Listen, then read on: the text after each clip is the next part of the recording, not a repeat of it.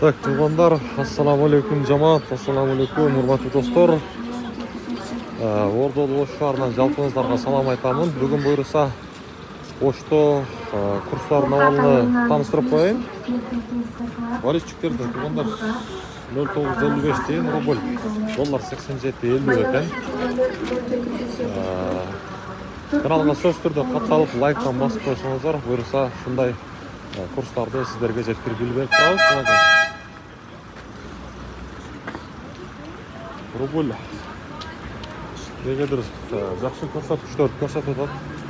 Эми мына жерде мен сиздерге Керемет банкты дагы бир сыйра курстарын көрсөтүп коеюн. Анан дагы туугандар,